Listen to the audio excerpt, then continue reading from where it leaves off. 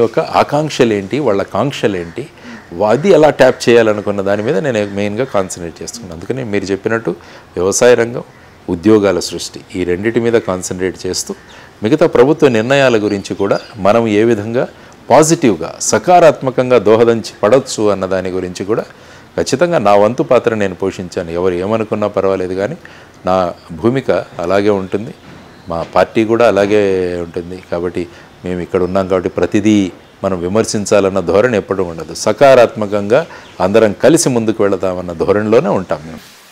Sir, Chandrababu గారిని last time ఎప్పుడంటే కలిసారు మీరు? లాస్ట్ కలిసిన సందర్భం 2 సార్లు కలిశాను వారిని ఇప్పటి వరకు. ఒకసారి తితిలి తుఫాన్ అప్పుడు కలిశాను. తితిలి తుఫాన్ సందర్భంగా ఆ సమయంలో నేను ఒక దత్తత తీసుకున్న గ్రామాల్లో నేను 3 రోజులు ఉన్నాను అక్కడే. తుఫాన్ జరిగినప్పుడు ఆ ప్రాంతంలో తిరిగి ఆ ప్రాంతం మళ్ళీ, ఎందుకంటే చాలా నష్టం సంభవించింది శ్రీకాకుళం జిల్లాలో. అనేక జీడి, మామిడి చెట్లు ఇవన్నీ కూడా పడిపోయాయి, కొబ్బరి చెట్లు పడిపోయాయి. దాంతో ఏ విధంగా ఈ వీళ్లకు మనం ఉపయోగపడవచ్చు అన్నది ఒక లెటర్ తయారు చేసి వాళ్ళకు నేను పలాసలో ఇచ్చాను.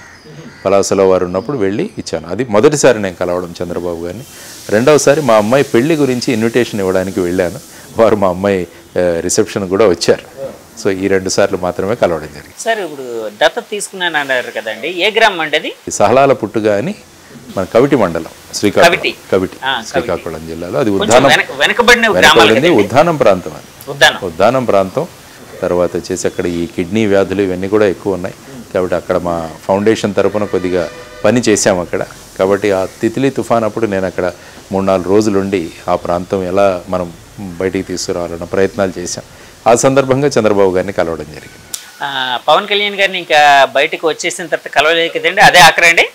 పెళ్ళి ఐ థింక్ రిసెప్షన్ కానీ ఎంగేజ్మెంట్ అప్పుడు కలిశాను. ఒకసారి బయటకు వచ్చిన తర్వాత కలిసాం, మాట్లాడుకున్నాం. ఓకే, ఏం మాట్లాడుకున్నారు సార్? అంటే రాజకీయాలేనా లేకపోతే ఫార్మల్గా అండి? ఎలా ఉన్నారు, బాగున్నారా, ఎలా ఉన్నారు, అంతే. ఆ విధంగా జస్ట్ ఒక 5 minutes కలిసాం.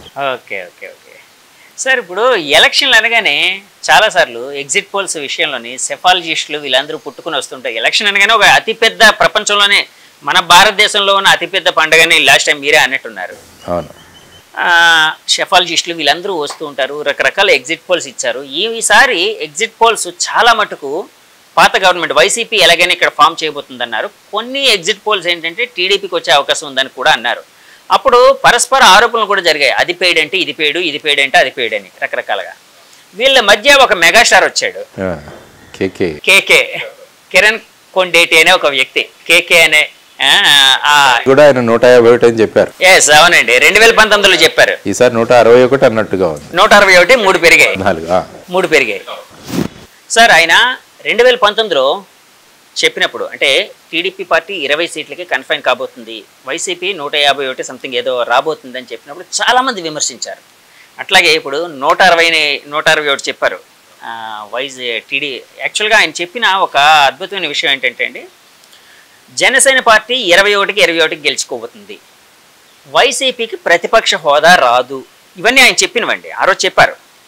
అలాగే కూటమి 161 సీట్లు గెలుచుకోబోతుంది అన్నారు. ఇప్పుడు ఒక 3 సీట్లు ఎక్స్ట్రా గెలుచుకుంది, 164. సో ఆ వ్యక్తి అంటే అవన్నీ మీరు చూసే ఉంటారు, మీరు కూడా గమనించే ఉంటారు. దాన్ని పరిశీలిస్తే ఏమనిపించిందండి ఆయన కోసం కానీ, లేకపోతే ఆ విశ్లేషణ కోసం? అంటే మనం ఈ సెఫాలజీలో కానీ ఎగ్జిట్ పోల్స్ కానీ ఎంత సైంటిఫిక్గా చేస్తామన్న దాని మీద రిజల్ట్స్ ఆధారపడి ఉంటాయి. ఎందుకంటే ఈ ఎగ్జిట్ పోల్ చేసేవాళ్ళు ఎవరు కూడా ఎంతమందిని మేము అడిగాము, మా శాంపుల్ సైజ్ ఎంత, పార్లమెంట్ నియోజకవర్గంలో ఎంతమంది మహిళలు, ఎంతమంది పురుషులు, తర్వాత ఎంతమంది యువతరం, ఆ తర్వాత అర్బన్ ఎంత, రూరల్ ఎంత, ఈ స్టాటిస్టిక్స్ ఎవరు ఇవ్వరు. వాళ్ళు 100 మందిని ప్రశ్నించారా, 1000 మందిని ప్రశ్నించారా, అంటే 2 లక్షల మంది ప్రశ్నించారా, ఎక్కడా కూడా లేదు. ఎప్పుడైతే మన శాంపుల్ సైజ్ పెరుగుతుందో మనము రియాలిటీకి దగ్గరగా వెళతాం. సో నేను అనుకోవడం కేకే గారు ఎవరైతే ఉన్నారో వారి కిరణ్ గారు అనుకుంటా, వారి చేసిన సర్వేలో ఐ థింక్ ఒక పెద్ద టీమును పెట్టి వాళ్ళు ఎక్కువ మందిని వాళ్ళు పరిశీలించుంటారు అనుకుంటున్నాను. నేను ఆయన ఇంటర్వ్యూ కూడా చేశానండి. ఆయన ఇంటర్వ్యూ చేసి పాపులర్గా ఉన్న సంస్థలకి ప్రజలు నిజం చెప్పరు. చాలామంది ఒక్కోసారి నిజం చెప్పకపోవచ్చు, అంటే ఫోన్ వస్తుంది ఎవరి దగ్గర నుంచో, మేము పలానా సంస్థ నుంచి మాట్లాడుతున్నామండి, మీరు ఏ పార్టీకి ఓటేశారంటే ఎవరు చెప్తారండి? కానీ యాక్చువల్గా ప్రత్యక్షంగా వెళ్ళి అక్కడ ఉండి చేసి, కాబట్టి కిరణ్ కొండేటి గారు వారు ఎలాగా ఈ చేశారన్నదాన్ని కూడా ఐ థింక్ మీరు నా ఇంటర్వ్యూలో ఆయన చెప్పారండి. నేను ఆల్రెడీ ఇంటర్వ్యూ చేశాను ఆయనది. ఆయన శాంపిల్ సైజ్ కోసం కూడా అడిగినప్పుడు ఆయన ఒక మాట అన్నారు, అంటే యాక్చువల్గా శాంపిల్ సైజ్ అనేది చాలామంది రాజకీయ నాయకులు కూడా ఎన్ని శాంపిల్స్ తీసుకుంటారండి అంటూ ఉంటారు. శాంపిల్ సైజ్ ఒకటే కాదు, శాంపిల్ సైజ్ అనేది అతి ముఖ్యమైనది. కానీ దానికంటే కూడా అతి ముఖ్యమైన కొన్ని ఉన్నాయండి. అంటే ఏ వర్గాలు ఎలా ఉన్నాయి, ఎలా అంటే ఆ పర్సంటేజ్ ఎలా ఉంది అక్కడ. అంటే ఒక్కొక్క ప్రాంతానికి ఒక్కొక్క సమస్య ఉంటుంది, యూనివర్సల్ సమస్య అంటూ ఎప్పుడు ఉండదు. సో ప్రాంతాన్ని బట్టి మేము చేసామండి. మాకు కొన్ని స్లీపర్ సెల్స్ కూడా ఉన్నాయి, వాళ్ళ ఇన్ఫర్మేషన్ ఇచ్చేవారు. కొంతమంది మేము వీళ్ళందరినీ పెట్టేవాళ్ళం, వాళ్ళు వెళ్ళి జనంతో సైంటిఫిక్గా వెళ్ళారు కాబట్టి నిజానికి దగ్గరగా రాగలిగారు. ఎందుకంటే కొన్ని ఎగ్జిట్ పోల్స్ మీరు చూసుకుంటే దేశంలో కూడా చాలా ఇవే. యాక్చువల్గా మీరు చూసుకుంటే 2018వ సంవత్సరంలో ఉత్తరప్రదేశ్లో జరిగిన ఎన్నికల్లో డిమానిటైజేషన్ అప్పుడే అయింది. డిమానిటైజేషన్ అయిన తర్వాత నోట్ల రద్దు తర్వాత మొదటి ఎలక్షన్స్ వెళ్ళింది ఉత్తరప్రదేశ్.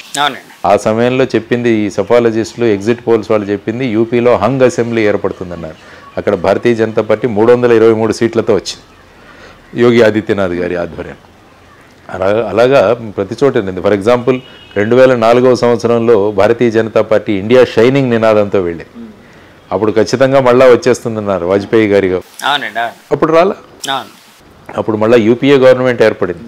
కాబట్టి ఏమవుతుందంటే మీరు అన్నట్టు ఇది సైంటిఫిక్ బేస్. ఎంత ఏ నియోజకవర్గాలు ఏ సమస్యలు ఎటువంటి ఎవరిని మనం ప్రశ్నించాం వీటన్నిటి మీద రియాలిటీ దగ్గరికి వెళుతూ ఉంటాం.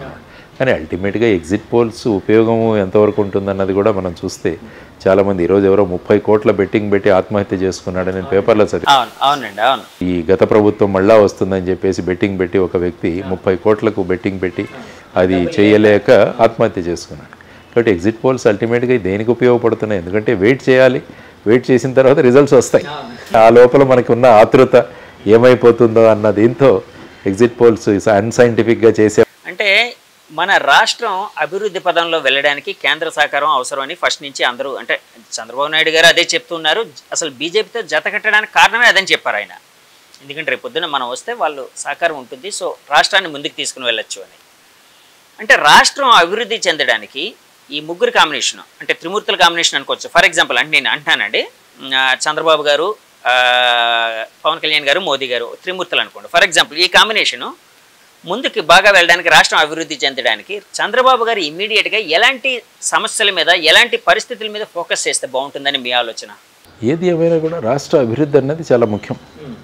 అంటే రాష్ట్రాన్ని పెద్ద పెట్టున అభివృద్ధి ఎలా చేయాలి అన్న దాని మీద మనం తీసుకురావాలి. దానికి ఏ రాష్ట్రమైనా ఇప్పుడు అభివృద్ధి చెందాలి అంటే పెట్టుబడులు, ఇదే one of the bottom lines. తర్వాత మంచి లా అండ్ ఆర్డర్ ఏర్పాటు చేయడం. ఏ రాష్ట్రంలో అయితే లా అండ్ ఆర్డర్ బాగుంటుందో ఆ రాష్ట్రంలో పెట్టుబడులు బాగా వస్తాయి.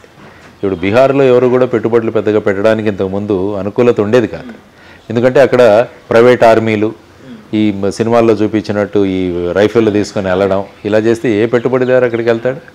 ఏ మనం పెట్టుబడి పెట్టే ఇన్వెస్టర్ అక్కడికి వెళ్తాడు? అదే గుజరాత్, మహారాష్ట్ర చూడండి, ప్రతి ఒక్కరు అక్కడికే తీసుకెళ్తారు. ఎందుకంటే అక్కడ శాంతి భద్రతలు బాగుంటాయి. కాబట్టి ఈ రాష్ట్రంలో శాంతి భద్రతల పరిరక్షణ అన్నది నెంబర్ 1 ప్రయారిటీలో చంద్రబాబు గారు తీసుకెళ్ళారు.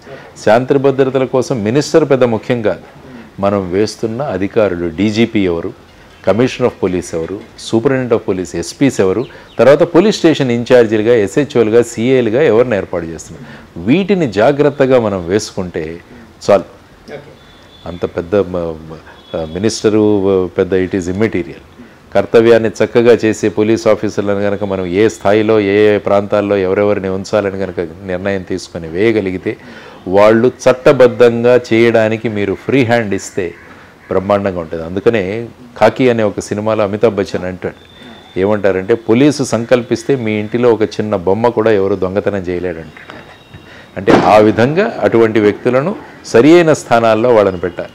లేకుంటే మన పని వీళ్ళు చేస్తారు, లేకుంటే మనకు తెలిసిన వాళ్ళు, ఈ విధమైన మొహమాటాలకు వెళ్తే ఏమవుతుందంటే ఫైనల్గా లా అండ్ ఆర్డర్ అనేది దెబ్బతింటుంది. తర్వాత క్యాడర్కి కూడా గట్టిగా చెప్పాలి. ఇప్పుడు ఏమైందంటే ఎన్నికల తర్వాత, పోలింగ్ తర్వాత ఇప్పుడు కూడా కొట్లాట్లు జరుగుతున్నాయి.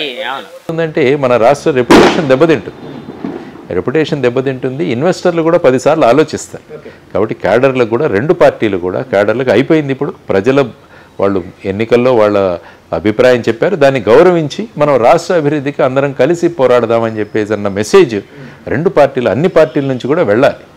లేకుంటే ఏముందంటే ఈ కక్షలు, కార్పణ్యాలు, ప్రగలు, ప్రతీకారాలు తీసుకుంటూ వెళ్తుంటే రాష్ట్రం యొక్క రెప్యుటేషన్, రాష్ట్రం యొక్క పేరు పాడైపోతుంది. కాబట్టి అది కూడా చేయాల్సిన చాలా ముఖ్యం. కాబట్టి లా అండ్ ఆర్డరు, ఇన్వెస్ట్మెంట్ ఎలా తీసుకురావడం, కేంద్రం నుంచి ఏ విధంగా అభివృద్ధి కోసం మనకు ప్రత్యేక ఫండ్స్ ఎలా తీసుకురావడం, ప్రత్యేక హోదాని ఏ విధంగా తీసుకురావడం, విభజన హామీలను ఎలా పూరించడం, ఇవన్నీ కూడా చేసుకుంటూ వెళుతూ మనం కనుక అభివృద్ధి దిశగా ముందుకు వెళ్ళగలిగితే మనకున్న పొటెన్షియల్ యువతరాన్ని సక్రమంగా మనం ఎలా ఉపయోగించుకోవాలన్న దాని మీద కేంద్రీకృతం చేయగలిగితే, వ్యవసాయాన్ని లాభసాటిగా చేసే విధంగా మనం ముందుకు వెళితే ఖచ్చితంగా రాష్ట్రం ముందుకు వెళుతుంది. ఆ దిశగా వారు అనుభవజ్ఞులు కాబట్టి ఈ విషయాల మీద ఖచ్చితంగా వారు కాన్సన్ట్రేట్ చేస్తారు అన్నది నేను. అందుకనే మొదటిది మెగా డిఎస్సి మీద సంతకం పెడతారన్నట్టుగా వారు చెప్పారు. కాబట్టి అందరూ యువతరం ఎదురు చూస్తున్నారు. ఎందుకంటే డిఎస్సిలో మ్యాక్సిమం రిక్రూట్మెంట్స్ అవుతాయి, 6,000 నుంచి 10,000 వరకు కూడా అవుతాయి. సో వీటి కోసం యువతరం ఎదురు చూస్తుంది. ఓకే సార్, అలాగే ఇందాక అంటే పోలీస్ యంత్రాంగం కోసం మనం మాట్లాడుకునేటప్పుడు కొంతమంది అధికారులు ఏకపక్షంగా వ్యవహరించారు, ఇట్లా కూడా చెప్పారు. సో అలాంటి వాళ్ళని పక్కన పెడితే మిగతా పోలీస్ యంత్రాంగం ఈ ఎలక్షన్ సినేరియాలోని ఎట్లా చేసింది అని మీరు అనుకుంటున్నారు? ఎలాగా సర్వీస్ చేశారని అనుకుంటున్నారు? ఎలక్షన్స్ వచ్చేసరికి ఏమంటే ఎలక్షన్ కమిషన్ వాళ్ళ ప్రాధాన్యత ఉంటుంది. ఎందుకంటే అందరూ కూడా ఈ ఎలక్షన్ కమిషన్ మీద డెప్యుటేషన్లో ఉంటారు. అందుకనే మన రాష్ట్రంలో డీజీపీని కూడా మార్చి కొత్త డీజీపీని తీసుకొచ్చి, పోలీస్ యంత్రాంగం ఎలా ఉంటుందంటే ఒక్కసారి ఓవర్ నైట్లో మారిపోతుంది. పైన బాస్ ఎలా ఉన్నాడని చూసి దాన్ని బట్టి సర్దుకుంటుంది.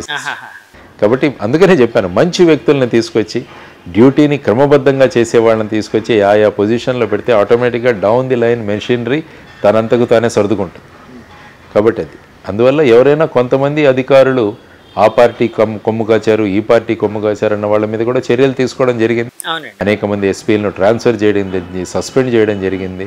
ఆ తర్వాత సిఐలు వీళ్ళని కూడా సస్పెండ్ చేయడం జరిగింది. ఇవన్నీ కూడా జరిగాయి.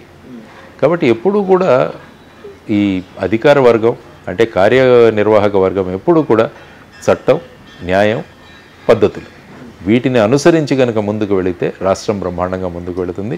తర్వాత రాజకీయ పార్టీలు కూడా వాళ్ళ మీద అనవసరంగా ఏదైతే చట్టబద్ధం కాదో వాటి మీద ప్రెషర్ తీసుకురాకూడదు అన్నది కూడా వాళ్ళు గమనించారు.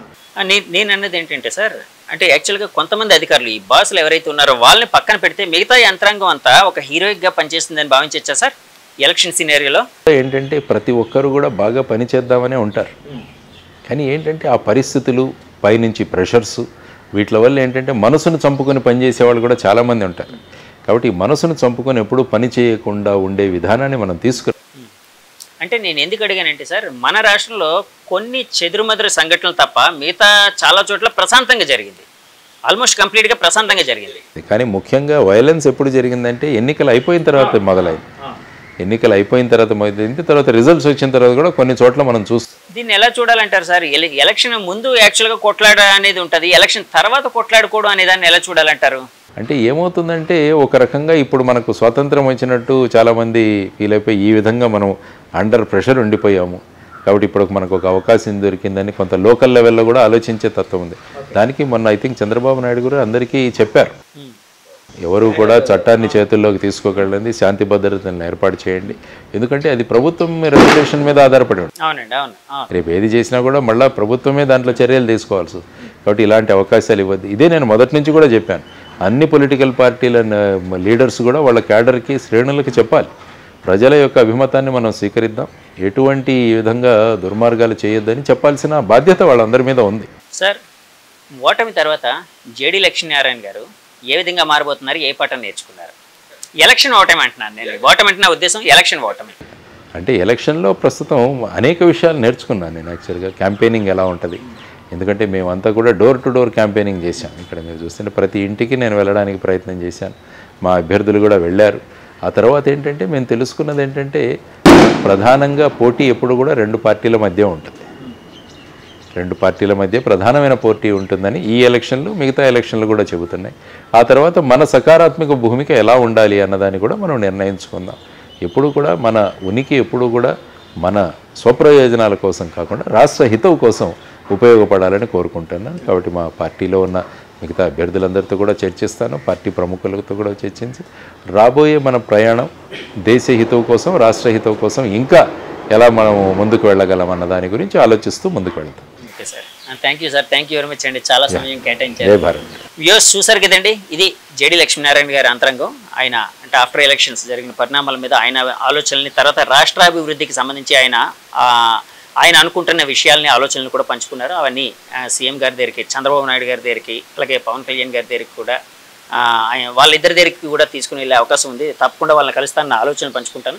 ఏదేమైనా అందరూ కలిసి ఈ రాష్ట్ర అభివృద్ధికి తోడ్పడాలని చెప్తూ ఉన్నారండి. ఈ ఇంటర్వ్యూ మీకు నచ్చితే మా ఛానల్ లైక్ చేయండి, కామెంట్ చేయండి, షేర్ చేయండి, సబ్స్క్రైబ్ చేయండి. Thank you very much. Signing off మీ జగదీష్. Bye bye.